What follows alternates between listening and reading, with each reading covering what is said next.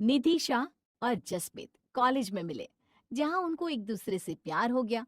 उन्होंने जब अपने घर में बात की, तो बिना किसी बड़े ड्रामे के उनके माता पिता ने खुशी खुशी उनकी शादी करवा दी। दोनों की शादी बड़े धूमधाम से हुई और जसमीत के परिवार ने भी बड़े प्यार से निधि को अपना लिया। आज उसकी पहली रसोई है ससुराल में, और वो रसोई में सबके लिए खाना बना रही है। आज तो मैं ऐसा खाना बनाऊंगी कि सब गरबा करने लग जाएंगे। हाँ नहीं तो नीति शाह के हाथ का खाना कोई मजाक थोड़ी ना है। हाँ नहीं तो चलो, दाल तो बन गई, साग भी बन गया, ये चावल भी बना दिया और रोटी भी रेडी है। सब खाएंगे तो ऐसे पंजाबी में मेरे को शाबाशी देंगे। और जोस्मी तो मुझे कहीं जब भी ना पाले, बोलो। निधि बहू, बन गया क्या खाना? ए जी मम्मी जी, सब कुछ रेडी है हो। डाइनिंग टेबल पर लगा दो सब कुछ। हाँ हाँ, खुशबू तो बड़ी अच्छी आ रही है खाने की। अरे मम्मी जी, निधि स्पेशल है सब कुछ। हाँ, आप खा कर तो देखिए एक बार। निधि बहुत ज्यादा खुश थी और उत्साहित होकर सबके लिए खाना परोसती है। खाने के बाद सब एक दूसरे की तरफ देखने लगते हैं। निधि पुत्र, लगता है खाने में नमक की जगह चीनी डाल दी है। शायद गलत डब्बा ले लिया होगा। कोई बात ना है, पहली बार ससुराल की रसोई में पता नहीं चला होगा। हाँ जी, पूरा खाना मीठा हो गया। पर मैंने तो मीठा खाना ही बनाया है मम्मी जी। मैंने सारे खाने में चीनी खुद अपने हाथ से डाली है। हाँ। वो मम्मी जी, निधि गुजराती है ना, उनके घर में सब कुछ मीठा ही बनता है। दाल सब्जी, यहाँ तक कि नमकीन जैसे समोसे कचौड़ी, ये सब भी इनके घर में मीठा ही बनता है। क्या? आह, ठीक है निधि पुत्र, कोई बात नहीं। तुम्हारे घर में सब मीठा खाते हैं, कोई बात नहीं, पर यहाँ पुत्र किसी को इतना मीठा पसंद नहीं है। यहाँ ना सबको चटपटा तीखा खाना पसंद है। तो अगली बार से चीनी मत डालना। अब खाना बर्बाद तो नहीं कर सकते, खा लेते हैं सब, कोई बात ना है। ठीक है मम्मी जी, मैं कोशिश करूंगी। पहली बार तो सबने निधि को समझा दिया कि वो मीठा नहीं खाते, पर निधि की इतने सालों की आदत यूं ही तो जाती नहीं। आज उसकी सास ने उसे दाल चावल और पनीर की सब्जी रोटी बनाने को कहा था। आज तो सबकी पसंद का खाना ही बनाऊंगी। ए मम्मी जी ने पंजाबी मसाले दिए हैं ना, यही डालूंगी दाल में। निधि आज पंजाबी मसालों के साथ दाल और सब्जी बनाती है और खाना बन जाने के बाद उसे चख कर देखती है। अलालाला, बहुत तीखा हो गया। हे माँ, माता जी, इसे खाकर तो सब भागने लग जाएंगे। मैं एक काम करती हूँ, थोड़ी सी चीनी डाल देती हूँ, फिर सब बैलेंस हो जाएगा। निधि ने खाने को बैलेंस करने के लिए उसमें चीनी मिला दी और खाना परोस दिया। और जब सबने खाना खाया, अरे पुत्र, तूने फिर से मीठा खाना बना दिया। आज तो मैंने तुम्हें पंजाबी मसाले दिए थे ना, फिर यह मीठा कैसे बन गया? हाँ, वो ना खाना बहुत ज्यादा तीखा हो गया था, तो मैंने बैलेंस करने के लिए ना चीनी मिला दी। अभी एकदम बराबर है स्वाद। हाँ नहीं तो। अरे पुत्र, हमें तीखा खाने की आदत है। तीखा हो जाए तो चीनी मत डालना अगली बार से, ठीक है? ठीक है, जैसा आप कहे मम्मी जी। निधि अभी सीख रही थी कि कुछ ही दिनों के लिए उसकी बहन और भाई उसके ससुराल में रहने आते हैं, क्योंकि उन्हें निधि की याद आ रही थी। मम्मी जी, कृति और भावेश को ना इतना तीखा खाने की आदत नहीं है, तो मैं क्या कुछ दिन गुजराती स्टाइल में खाना बना लूं प्लीज। हाँ पुत्र, कोई गल नहीं है। जब तक तेरे भाई बहन इधर है, हम भी थोड़ा एडजस्ट कर लेंगे। मैं पापा जी को समझा दूंगी, तू टेंशन ना ले। निधि ने अगले कुछ दिनों तक गुजराती स्टाइल से ही खाना बनाया और सबको मजबूरी में खाना भी पड़ रहा था। और करते भी क्या, घर आए मेहमान का ख्याल रखना भी तो धर्म था। कुछ दिनों के बाद निधि के भाई बहन चले जाते हैं। अब मैं बिल्कुल पंजाबी स्टाइल से खाना बनाऊंगी। आपको कोई शिकायत का मौका नहीं दूंगी हो, माता जी की सौगंध। हाँ। निधि इस बार बिना चीनी का इस्तेमाल किए पंजाबी मसालों के साथ पूरा खाना बनाती है और सबको खुशी खुशी परोसती है। पर जब सब लोग खाना खाते हैं तो कोई कुछ नहीं कहता, बस एक दूसरे की ओर देखते रहते हैं। क्या जोस्मित, आपने तो बस एक ही रोटी खाई। आज भी कुछ कमी थी क्या खाने में? अरे ना जी, खाना तो बिल्कुल बढ़िया था जी। तो किसी ने ठीक से खाया क्यों नहीं फिर? आज तो मैंने चीनी भी नहीं डाली है खाने में। अब मुझे ना पेट में दर्द है, शायद इसलिए मैं खा नहीं पाई।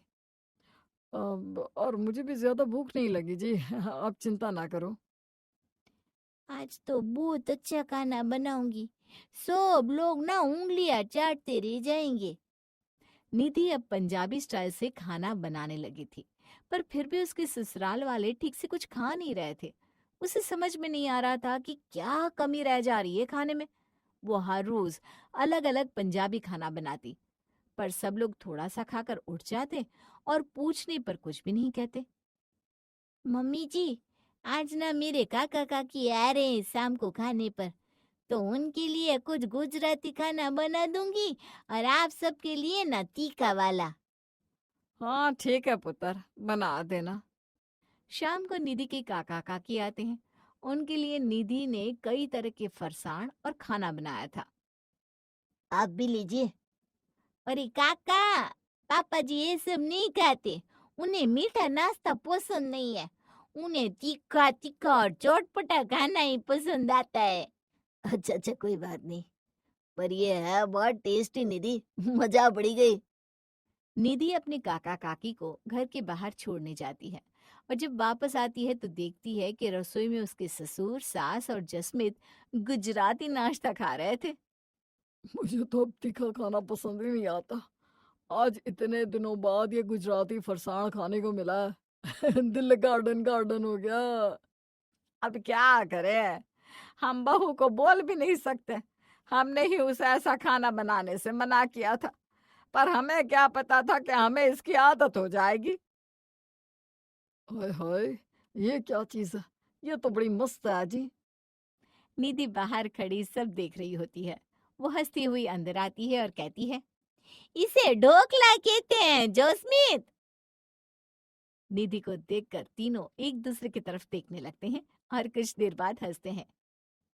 अरे निधि पुत्र, आगे से ना तू अपनी स्टाइल से ही खाना बनाया कर। हमें तो वैसा ही खाना पसंद आता है अब। होए दिल गई कुड़ी गुजरात नी। ए हेलो हेलो।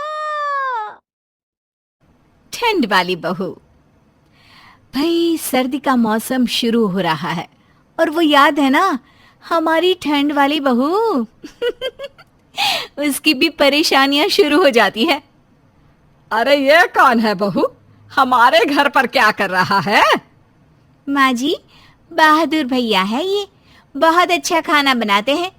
समझ लीजिए 3 महीने अब यही आपकी बहू है। जो चाहिए इनसे बोल दीजिएगा, समझ गई ना? बहू चली जाती है अपने कमरे में। ओहो, लगता है बहू का ठंड का नाटक फिर शुरू हो गया। अरे सर्दी का मौसम आते ही न जाने इससे क्या हो जाता है। माँ माँ, क्या करते हो तुम लोग सारा दिन घर के अंदर? अरे बिजली का बिल इतना आया है जितना पूरे मोहल्ले का आता होगा। वैसे ये कौन है? बेटा घर पर काम कर रहे बहादुर की ओर देखकर पूछता है। खाम श्यामा, अरे खाना बनाने वाला, कुक, बावर्ची, हलवाई, ये है वो। और आज से हमारे घर पर अगले 3 महीने तक यही खाना बनाएगा। अच्छा जी, क्यों, क्या हो गया इस घर की औरतों को? हैं, जब पता है कि खाना मैं किसी और के हाथ का नहीं खाता तो खाना बनाने वाला रखने की क्या जरूरत थी, बोलो? तभी वहां हमारी मीना बहू आ जाती है। मीना ठंड से कंपकपाते हुए कहती है, अरे राजू भैया, वो क्या है ना, इन लोगों को खाने का शौक है लेकिन बनाने का नहीं। आप तो बस इन लोगों को इग्नोर करके काम करना शुरू कर दो। और जरा मेरे कमरे में ना वेजिटेबल सूप दे देना। क्या है ना, मेरा बीपी लो चल रहा है आजकल। अरे काम कर ले, सारा दिन बैठे बैठे जो तू ऐश करती है ना वो छोड़ दे, अपने आप बीपी नॉर्मल हो जाएगा।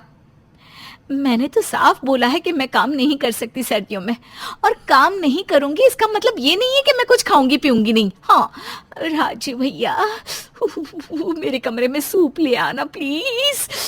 और ये लोग जो मुझे भाषण दे रहे हैं ना, इग्नोर इग्नोर कर दो इन्हें। मीना तो अपने कमरे में चली जाती है, लेकिन उसके जाने के बाद माँ ऐसे कैसे चलेगा, ये 3 महीने कमरे से बाहर ही नहीं निकलती, ना काम करती है ना बाहर जाती है। अरे ऐसे कैसे जीवन चलेगा बेटा।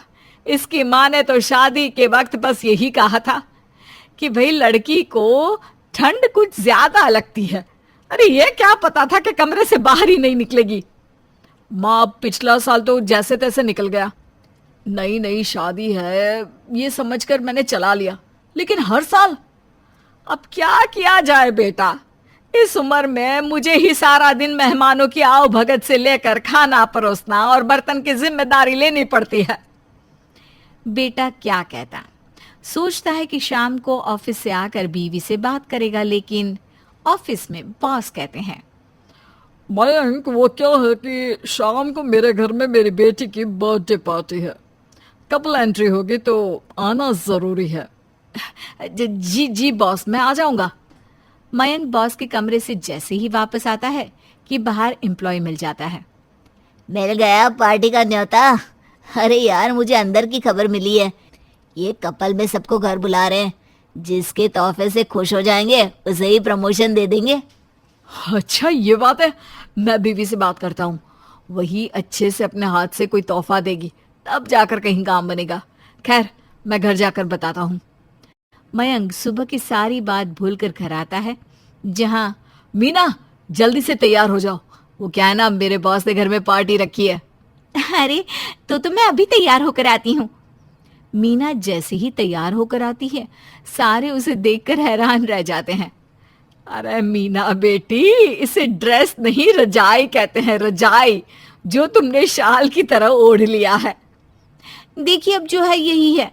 वैसे भी मेरे तो सारे कपड़े आपने ही हड़प लिए हैं, अब किस मुंह से मेरे इन कपड़ों को बुरा बोल रही हैं? हाँ वैसे भी मेरे पास यही है भैया, शरीर देखे या फालतू का दिखावा। अरे लेकिन ये तो साफ लग रहा है कि तूने रजाई को सिलकर ड्रेस बनाई है। वो क्या है ना, मैंने फैशन टीवी में देखा था, ये ड्रेस बहुत सुंदर लग रही थी। वैसे भी बाहर कितनी ठंड है, मैं तो यही पहनूंगी। अरे लेकिन ये इतनी फूली फूली है, कैसी लग रही हो तुम। लेकिन ठंड की मारी मीना किसी की बात नहीं मानती, और जो ऊट पटांग कपड़े में मीना तैयार होती है उसी में बॉस के घर भी चली जाती है, बॉस के घर पर। वाह वाह पापा, मुझे विश्वास था कि आप मेरे लिए लेडी गागा को बुलाएंगे, ये देखिए इनके कपड़े। मयंक हैरान हो जाता है, जिस कपड़े को लेने से भी वो मना कर रहा था वो बॉस की बेटी को इतने पसंद आ गए। है मयंक, थैंक्स। वाइफ की ड्रेसिंग सेंस को तो मानना ही होगा। मेरी बेटी पिछले 3 साल से नहीं बोल रही थी, उसने बोलना शुरू कर दिया। अरे वाह बॉस, ये तो बहुत अच्छी बात है। तुम्हारी बीवी को देखकर तो वो हंस हंस कर बेहाल है। वाह मयंक, मान गए तुम्हारी बीवी और उनकी ड्रेसिंग सेंस को। मयंक को कुछ समझ में नहीं आ रहा था कि भाई भला ये रजाई ओढ़कर आना भी ड्रेसिंग सेंस में आता है। यार अब तक तो सब ठीक है, लेकिन मैंने सुना है कि बॉस की नज़र तोहफे में है, तो जल्दी से तुम अपने हाथ से ही तोहफा बॉस की बेटी को दे दो ना। उससे अच्छा लगा तो मेरी प्रमोशन डन समझो। क्या लेकर आई हो, मार्केट गई थी ना। हाँ मैंने उसके लिए ना एक प्यारा सा लॉकेट लिया है, ये देखो। अरे ये तो एकदम सिंपल लॉकेट है, इसमें क्या उसे पसंद आएगा। अरे नहीं नहीं, ये सिंपल लॉकेट नहीं है, उसे खोल कर तो देखो, अंदर तुम्हारे बॉस और उनकी बीवी की फोटो लगी है। अच्छा लगा ना। हाँ लेकिन बहुत छोटा सा लग रहा है, पर कोई ना, वैसे भी तुम्हारी ये रजाई वाली ड्रेस से बेटी तो बहुत खुश है। चलो चलते हैं तोहफा पकड़ाने के लिए। सभी स्टेज पर जाते हैं जहां बॉस की बेटी की नजर मीना पर ही होती है और वो खूब हंस रही होती है। आप बहुत स्वीट लग रही है। वैसे इस कपड़े का क्या मतलब है? मतलब कौन देखता है, मुझे तो ठंड लगती है, बस उसी से बचने के लिए मैंने ये पहना है। ये बोलकर वो लॉकेट बॉस की बेटी को दे देती है, जिसे खोलकर बेटी बहुत खुश हो जाती है। मैं जानती हूँ, एक लड़की के लिए उसके माँ पापा ही सब कुछ होते हैं, इसलिए मैंने तुम्हारे मम्मी पापा की फोटो का लॉकेट तुम्हारे लिए लिया है। पसंद आया ना? मेरे बॉयफ्रेंड ने मुझे धोखा दे दिया था, तब से मैं सदमे में थी। लेकिन आपकी बीवी को देखकर मैंने ये सीखा है कि दुनिया की नहीं, खुद की परवाह करनी चाहिए। सच्ची, ये तोहफा जो आप लोगों ने मुझे दिया है ना, वो मेरे लिए सबसे अनमोल है। मैं समझ चुकी हूँ कि मुझे उदास देखकर वो लोग कितने दुखी होते होंगे। मयंक मान गए मीना की समझदारी और सेल्फ लव को। कल ऑफिस आकर मुझसे मिलना। तुम्हारा प्रमोशन हो चुका है, कल लेटर ले लेना, और पैसे भी बढ़ा दिए हैं। एंजॉय। सीमा जी और सुरेश जी की दो बहू थी, बड़ी दिव्या और छोटी दीपाली। दीपाली नेचर से सीधी सादी थी और दिव्या काफी चालाक, लेकिन ऊपर से देखने में ऐसा लगता था जैसे दिव्या काफी अच्छी स्वभाव की है। अरे दिव्या, देखो बेटा, तुम्हारी कजिन ननद की शादी है और हमें ना उसे अच्छा तोहफा देना है भाई। तुम्हारे चाचा ससुर ने काफी पैसे खर्च किए थे तुम लोगों की शादी में। हाँ हाँ, क्यों नहीं मम्मी जी, जरूर जरूर, हमें भी अपने रिश्तेदारों के लिए अच्छे से अच्छा करना चाहिए। हमारी बहू कितनी समझदार है, कभी किसी चीज के लिए मना नहीं करती। अरे पापा जी, इसमें मना करने वाली क्या बात है, सब कुछ आप लोगों का ही तो है, मुझे कैसी परेशानी। ठीक है बेटा, तुम एक काम करो, दीपाली को साथ लेकर बाजार चली जाओ और कुछ 4-5 साड़ियाँ खरीद लाओ और एक सोने का हार भी ले आना। जी मम्मी जी, आप बिल्कुल चिंता मत करिए। बहू, ये सारा सामान खरीदने के लिए पैसे मैं देता हूँ, तुम अपना कोई खर्च मत करना। हाँ बेटा? पापा जी, ये आप क्या कह रहे हैं, घर की बड़ी बहू मैं, इतना तो कर ही सकती हूँ ना। दिव्या दीपाली को अपने साथ बाजार लेकर जाती है। बाजार में साड़ियाँ खरीदने के बाद, अरे दीपाली, मैं तो अपना पर्स घर पर ही छोड़ आई, एक काम करो ना, अभी पैसे तुम दे दो। जी भाभी, कोई प्रॉब्लम नहीं है, मैं पे कर देती हूँ बिल, और वैसे भी एक ही तो बात है। गहने खरीदने के बाद भी कुछ ऐसा ही हुआ। दिव्या ने सारे बिल दीपाली से पे करवा लिए। दीपाली, मेरी एक बात मानोगी, तुम ना इस बारे में मम्मी जी पापा जी से कुछ मत कहना कि सारी शॉपिंग के पैसे तुमने दिए हैं। ऐसा क्यों भाभी? मतलब मैं बस ऐसे ही पूछ रही हूँ, कोई खास वजह है क्या भाभी? वो क्या है ना दीपाली, मैंने ही मम्मी पापा से कहा था कि सारे गिफ्ट मैं अपनी तरफ से देने वाली हूँ, और वैसे भी मैं तुम्हारे पैसे तो वापस लौटा ही दूंगी ना। अरे नहीं नहीं भाभी, रहने दीजिए, हम दोनों ही इस घर की बहू हैं। अब पैसे आप दे या मैं, क्या फर्क पड़ता है। ठीक है, चलो, अगर तुम्हारा मन है तो कोई बात नहीं, लेकिन प्लीज हाँ, मम्मी पापा को मत बताना। घर पहुंचने के बाद दिव्या खुश होकर सारे गिफ्ट सास ससुर को दिखाती है। वे दोनों भी बहुत खुश हो जाते हैं। दीपाली के वहां से जाने के बाद, बहू, ये साड़ी और गहने देखकर लग रहा है कि काफी अच्छा खासा बिल बना होगा तुम्हारा। अरे नहीं नहीं मम्मी जी, कोई बात नहीं, मैंने खर्चा कर दिया तो उसमें कौन सी बड़ी बात है। नहीं बेटा, खर्चा कुछ ज्यादा ही हो गया है, तुम एक काम करो, ये पैसे रख लो। पापा जी, अब आप जिद कर रहे हैं तो मैं ये पैसे रख लेती हूँ, वरना मेरा बिल्कुल भी मन नहीं था। वैसे एक बात कहूँ, हमारी दिव्या बहुत समझदार है। दीपाली ने तो एक बार पूछा भी नहीं, लगता है उसे अपने पैसों की कुछ ज्यादा ही परवाह है। अरे जाने दीजिए ना मम्मी जी, छोटी है, मेरी छोटी बहन जैसी, जब तक मैं हूँ तब तक उसे खर्च करने की क्या जरूरत है। हाँ वाकई दिव्या, तुम घर की बड़ी बहू होने के लायक ही हो, बहुत समझदार हो। और फिर एक दिन सुबह के वक्त, मम्मी जी आज मुझे ऑफिस में कुछ ज्यादा काम है, जल्दी जाना होगा। ठीक है बहू, जल्दी चली जाओ। अब ऑफिस का काम है तो मैं भी क्या कह सकती हूँ। लेकिन मम्मी जी आज मैं दोपहर में ही घर वापस आ जाऊंगी और उसके बाद का घर का सारा काम मैं संभाल लूंगी। अरे ठीक है ना दीपाली, तुम जाओ, कोई बात नहीं। मम्मी जी उसे जाने दीजिए, काम क्या है, मैं हूँ ना। दीपाली के ऑफिस जाने के बाद दिव्या चुपचाप अपने कमरे में जाकर दीपाली को फोन करती है। हेलो दीपाली, आज तुम घर जल्दी आने वाली हो ना? हाँ भाभी, वो मेरे ऑफिस में सुबह का कोई काम था तो मैंने दोपहर के बाद की छुट्टी ले ली है। अरे नहीं दीपाली, तुम एक काम करो, तुम आज की छुट्टी मत लो, कल की ले लेना। आज घर पर ना कोई काम नहीं है और कल मुझे कहीं बाहर जाना है तो तुम घर का काम संभाल लेना। ठीक है भाभी, अगर आप कहती हैं तो मैं आज शाम तक ऑफिस में रुक जाती हूँ और कल की छुट्टी ले लेती हूँ। फोन रखने के बाद दिव्या सीधे अपनी सास सीमा के पास जाती है। मम्मी जी, आपको शादी में जाने के लिए शॉपिंग करनी थी ना, तो आप जाकर कर आइए ना। लेकिन बहू, आज तो तुम्हें भी अपने काम से कहीं बाहर जाना था ना। अरे नहीं मम्मी जी, आज आप शॉपिंग पर चली जाइए, मेरा क्या है, मैं कल चली जाऊंगी। दिव्या की बात मानकर सीमा जी शॉपिंग करने चली जाती है। शाम को जब दीपाली ऑफिस से लौट कर आती है तो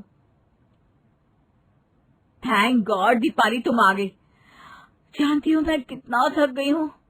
क्या हुआ भाभी, आज मम्मी जी ने आपके काम में मदद नहीं की क्या?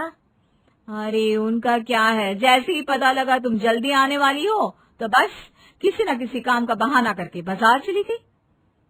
ये तो बहुत गलत बात है, मम्मी जी तो कल भी जा सकती थी ना, मैंने कल की छुट्टी भी ले ली है। मैंने उनसे कहा भी कि कल दीपाली घर पर रहने वाली है, मम्मी जी आप कल चले जाना। लेकिन तुम तो जानती हो ना, सास है, वो हमारी बात क्यों मानेंगी। हाँ भाभी, आप ठीक कहती हैं, लेकिन कल ना आप आराम से अपना काम करके आना, मैं पूरा दिन घर पर रहूंगी। अगले दिन दीपाली ऑफिस से अपनी छुट्टी ले लेती है और दिव्या की चाल कामयाब हो जाती है। उसे घर से बाहर जाने के लिए पूरा दिन मिल जाता है। दीपाली, आज दिव्या को बाहर जाना है, तुम तो रोज ऑफिस चली जाती हो, उसे बड़ी मुश्किल से मौका मिलता है, इसलिए तुम घर का काम संभाल लो। जी मम्मी जी, मैं सारा काम कर लूंगी। दिव्या खुश होते हुए सुबह सुबह अपने घर से चली जाती है। पूरा दिन आराम से घूम फिर कर और शॉपिंग करके घर वापस आती है और अपने कमरे में आने के बाद दिव्या अपने आप से ही बातें करने लगती है। मजा आ गया, ऐसी राजनीति खेली है ना, पापा जी से शॉपिंग करने के लिए पैसे भी मिल गए, मम्मी और दीपाली को बेवकूफ बनाकर घूमने के लिए पूरा दिन भी भाई दिमाग हो तुम मेरे जैसा। दिव्या इसी तरह अपनी फूट डालो और राज करो की राजनीति के चलते अपनी सास और देवरानी के बीच में कुछ न कुछ राजनीति खेलकर अपना काम निकलवा लेती थी। लेकिन एक दिन उसकी राजनीति उसके ऊपर ही उल्टी पड़ गई।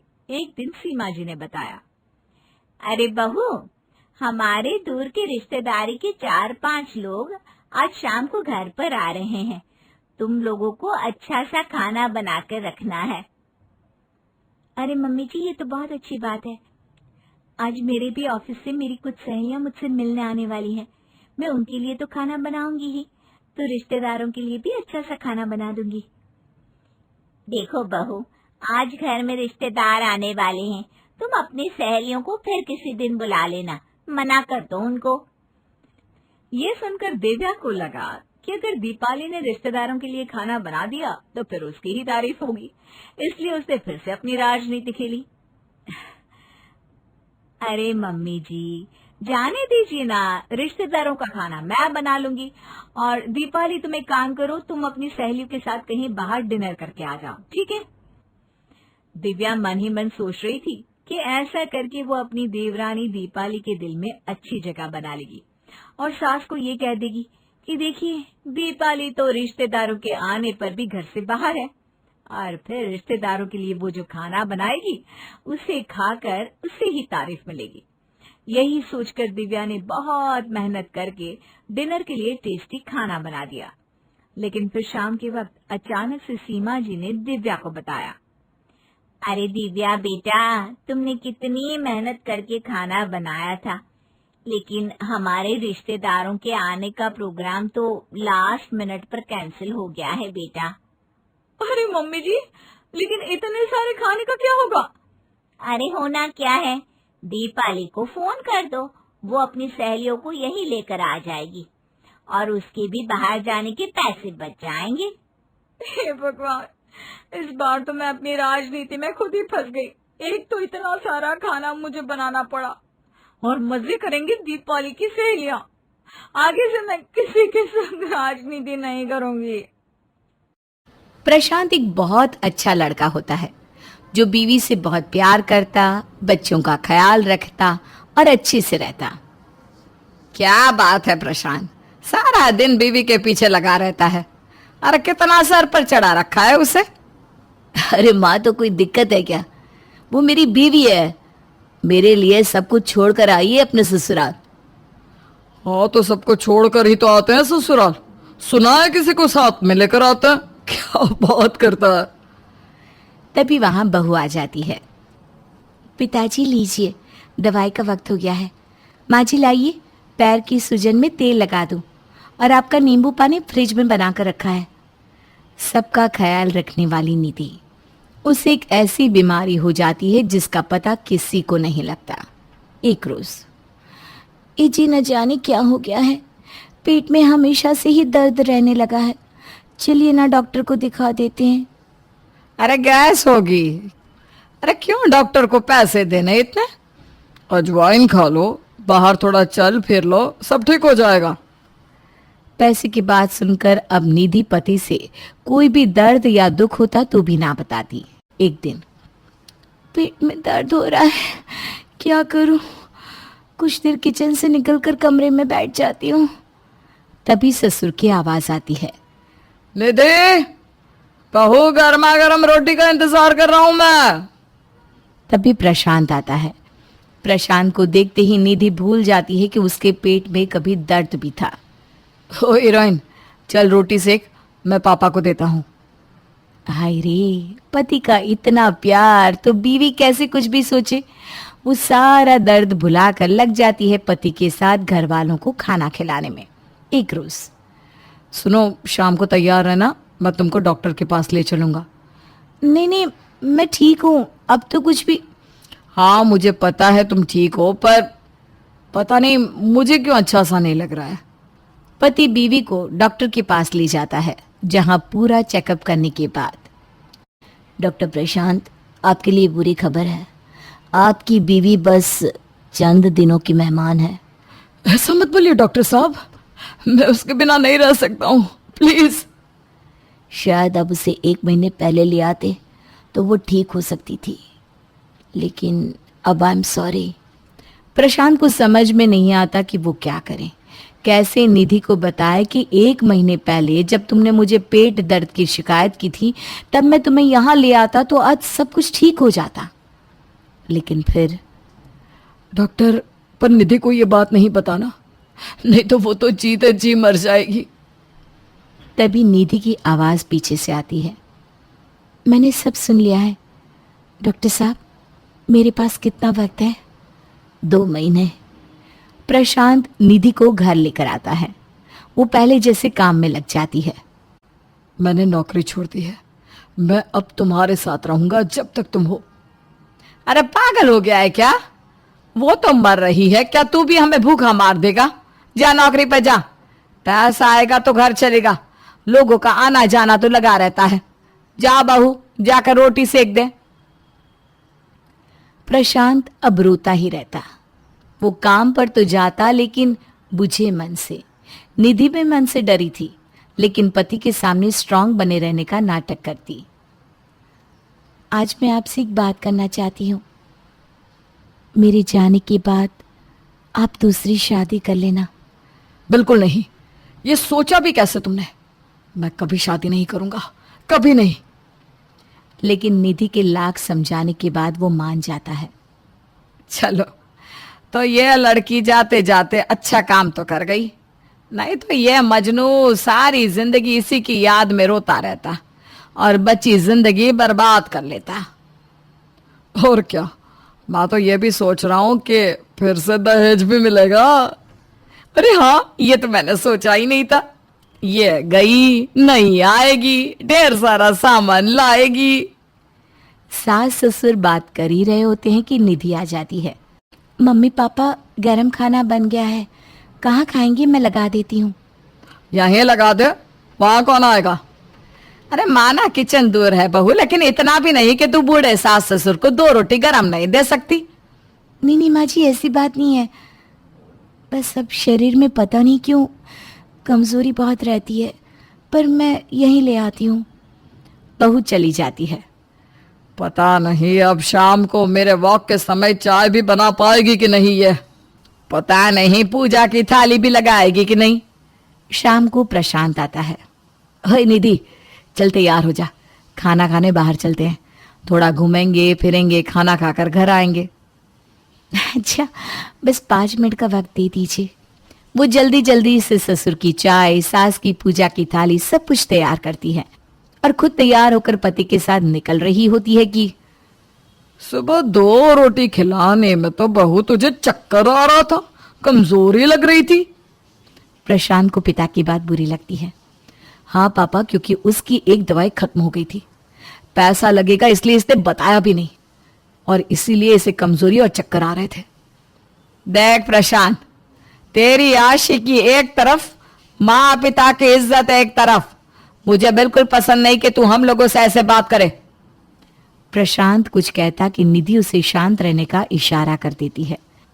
दोनों बाहर जाते हैं और रात को वापस आते हैं। अगले दिन, तुम क्यों मेरी लाइफ में दूसरी लड़की का ऑप्शन डालकर जा रही हो? तुम्हारे माँ बाप कैसे करेंगे घर का काम? उनका ख्याल कौन रखेगा? पता है, वो लोगों की आदत भी नहीं रही कि वो 1 गिलास पानी भी खुद से ले ले। प्रशांत रोकर शांत हो जाता है। अगले दिन, माँ पापा देखिए, निधि उठ भी नहीं रही। माँ, निधि दुनिया को छोड़कर चली गई थी और आ जाती है उसकी जगह दूसरी लड़की। हाय रे, घर देखिए जी, ऐसा लग रहा है जैसे किसी बड़े लोगों का घर हो। अरे मैंने इस बार एक एक सामान ब्रांडेड लिया है। वो तो ठीक है, लेकिन बहू है कहाँ? भूख के मारे पेट का बुरा हाल हो रहा है। बहू, ओ बहू, कहाँ रह गई? कोई आवाज नहीं। प्रशांत कहाँ है? वो कहाँ रहता है, अब सुबह जाता है, देर रात आता है। बहू को तो सिर्फ हम लोगों की सेवा के लिए रखा है उसने। तभी बहू आ जाती है, टाइट जींस और आंख पर चश्मा लगाकर। बहू, कहाँ चली? अरे सास ससुर भूखे बैठे हैं, खाना पीना देना है कि नहीं?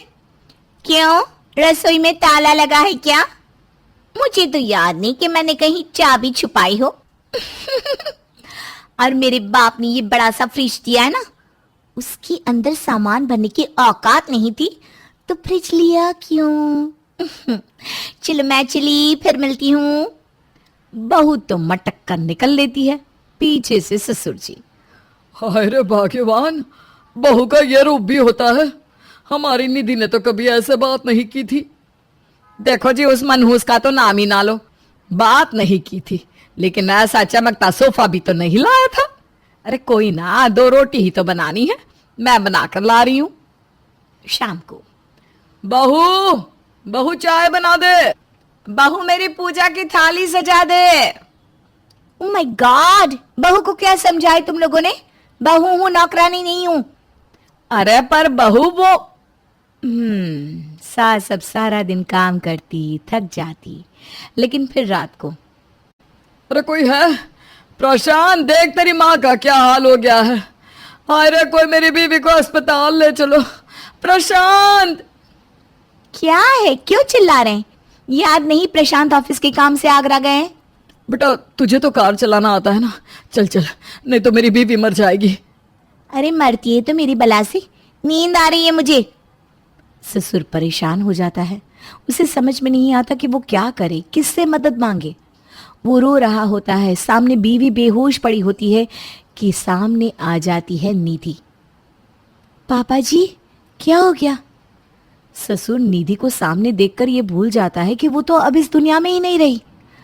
निधि बेटा, निधि, तू ही अपनी सास को बचा सकती है बेटा। देखना कैसे बेहोश हो गई है। आप परेशान मत होइए, चलिए मेरे साथ। ससुर निधि के साथ सास को लेकर अस्पताल जाता है, जहां सास ठीक हो जाती है। अगली सुबह प्रशांत माँ पिता के पास अस्पताल पहुंचता है।